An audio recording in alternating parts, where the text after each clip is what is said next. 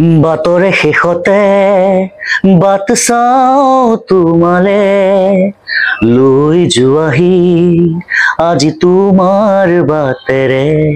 জুবিন গাৰ্গৰ মৃত্যুৰ পিছত অধিক জনপ্ৰিয় হৈ পৰা এটি গীত বাতৰে শেষতে বাট চাওঁ তোমালে লৈ যোৱাহি আজি তোমাৰ বাটেৰে। জুবিন গাৰ্গৰ মৃত্যুৰ এসপ্তাহ পূৰ্বে মুক্তি দিয়া হৈছিল এই গীতটো। গীতটো বাণীবদ্ধ হৈছিল 2 ছেপ্টেম্বৰত। জুবিন গাৰ্গে জীৱনকালত মুক্তি দিয়া এইটো হৈছে শেষৰটো অসমীয়া গীত।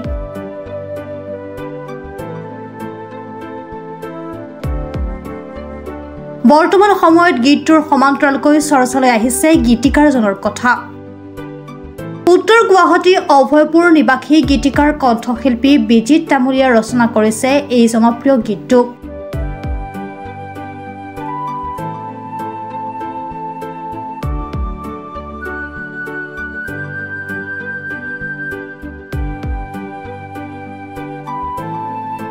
গীতৰ কথাই অন্তৰ চুই গৈছে প্ৰতিজন জুবিন অনুৰাগীৰ।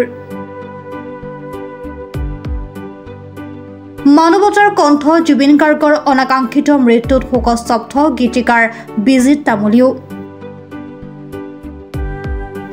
জুবিন গাৰ্গৰ মেনেজাৰ সিদ্ধাৰ্থক কঠোৰ সমালোচনা কৰিলে গীতিকাৰ বিজিতে। অসমীয়াৰ প্ৰাণৰ স্পন্দন জুবিন গাৰ্গতকৈ নিজকে ডাঙৰ মানুহ বুলি ভাবে সিদ্ধাৰ্থই। মেনেজাৰ সিদ্ধাৰ্থই কাকোকে কেয়াৰ কৰিব নোখোজে, আনকি নিজকে জুবিন গাৰ্গৰ মেইন মানুহ বুলি ধাৰণা দিয়ে সিদ্ধাৰ্থই। অসমীয়াৰ হিয়াৰামঠু জুবিন গাৰ্গক চৰম অৱহেলা কৰাৰ অভিযোগ গীতিকাৰ বিজিত তামুলীৰ। নমস্কাৰ, মই বিজিত তামুলী। মই উত্তৰ গুৱাহাটী অভয়পুৰৰ বাসিন্দা আৰু বৰ্তমান পপুলাৰ হৈ থকা বাতৰে শেষতে গীতটি মই লিখিছিলোঁ ৰাজধানী থিয়েটাৰৰ বাবে। নাটকখন হৈছিলে বিসৰ্জন। আৰু জুবিন দাই গীতটো গাইছিলে আৰু আজি যিহেতু সকলোতে এই গীতটো শুনিবলৈ পোৱা যায় আৰু যিজনে গীতটো গাইছিল তেওঁৱে আজি নাইকিয়া হৈ গ'ল। সেইটো আমাৰ কাৰণে কল্পনা কৰিব নোৱাৰা কথা এটা, কোনোদিন ভাবা নাছিলোঁ। আৰু এইটো একচুৱেলি ৰাজধানী থিয়েটাৰৰ কাৰণে লিখা হৈছিলে, কমপ্লিটলি ৰোমেণ্টিক এটা চিটুৱেশ্যন আছিলে। মোক তেনেকৈ গানটো দিয়া হৈছিলে, জয়ন্ত দাই দিছিলে। জয়ন্ত দা গানটোৰ সৃষ্টিকৰ্তা, তেওঁ সুৰ কৰিছিলে। আমি একেলগে ডিছকাছ কৰিছিলোঁ কেনেকুৱা ধৰণৰ গান হ'ব লাগে। তেওঁ কৈছিলে যে একো নাই, তই কমপ্লিট এইটো এটা ৰোমেণ্টিক গান লিখি যোৱা। কিন্তু গানটো ৰিলিজ হৈছিলে 12 ছেপ্টেম্বৰত আৰু একজেক্টলি এসপ্তাহৰ পিছত 19 ছেপ্টেম্বৰত দাদা নাই বুলি আমি খবৰটো পাইছিলোঁ। আৰু দাদা ঢুকোৱাৰ পিছত মই গম পাইছিলোঁ বা আমি গম পাইছিলোঁ যে এইটো খুব সম্ভৱ তেওঁ জীয়াই থকা অৱস্থাত শেষ গীত ৰিলিজ হৈ যোৱা। আৰু মানুহবিলাকেও শব্দখিনি কিয় নাজানো তেনেকৈ ৰিলেট হৈ গ'ল যে বাতৰে শেষতে বাট চাওঁ তোমালে, যেন দাদাৰ কাৰণে লিখা হৈছিলে বা কিবা এটা এনেকুৱা শক্তি বা কিবা এটা আছিলে হয়তো ভিতৰত, নাজানো কি লিখিছিলোঁ, কিন্তু কিবা কাৰণত ৰিলেট হৈ গ'ল কথাবিলাক। জুবিন দাই এইবাৰ থিয়েটাৰৰ কাৰণে কৰা হৈছিলে। এইবছৰ মই জুবিন দাৰ কাৰণে বেলেগ গীত কৰা নাই।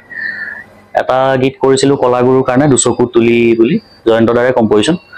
আৰু এটা কৰা হৈছিলে এইটো বাতৰে শেষতে ৰাজধানী থিয়েটাৰ বিসৰ্জন নাটকখনৰ কাৰণে, জয়ন্ত দাৰে কম্পজিশ্যন দুটা।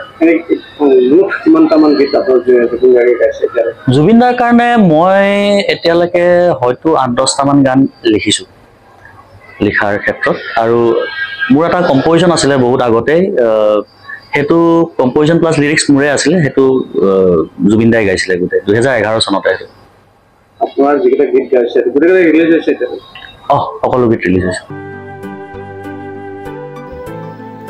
নিউজ ডেস্ক ৰিপৰ্ট, প্ৰাত টাইম ডিজিটেল। অসমৰ নপুৰণি কবি সাহিত্যিকৰ বাবে সুখবৰ। প্ৰভাতী অসম সংবাদ গোষ্ঠীৰ দ্বাৰা পৰিচালিত সাপ্তাহিক কবচে আয়োজন কৰিছে এখন কাব্যগ্ৰন্থৰ প্ৰতিযোগিতা। সহকৰ্মীৰে 30টা বৰ্ষত খোজ থোৱা অসমীয়া সাপ্তাহিক কবচ কাকতখনৰ উদ্যোগত কাব্যগ্ৰন্থ প্ৰতিযোগিতাৰ আয়োজন কৰা হৈছে। 2022 চনৰ পৰা বৰ্তমানলৈ প্ৰকাশিত অসমীয়া কাব্যগ্ৰন্থ দুকপিৰ লগতে লেখকৰ সম্পূৰ্ণ নাম ঠিকনা সঠিককৈ লিখি অহা 30 নৱেম্বৰৰ ভিতৰত তলত দিয়া ঠিকনাত ডাকযোগে পঠাব পাৰিব। আমাৰ ঠিকনা সাপ্তাহিক কবচ প্ৰভাতী অসম সংবাদ গোষ্ঠী বিজয়নগৰ ডাকঘৰৰ সমীপত কলিতা মাৰ্কেট 3য় মহলা জিলা কামৰূপ অসম 781122 মোবাইল নম্বৰ হৈছে 9435114666 অথবা 6003971898 অথবা 9864084600 অথবা কাৰ্যালয়ত হাতে হাতে জমা দিব পাৰিব। এই প্ৰতিযোগিতাত বয়সৰ কোনো সীমা নাই। অহা জানুৱাৰী মাহত ফলাফল ঘোষণা কৰাৰ লগতে বঁটাসমূহ বিতৰণ কৰা হ'ব। সকলো প্ৰতিযোগীকে মানপত্ৰ প্ৰদান কৰা হ'ব।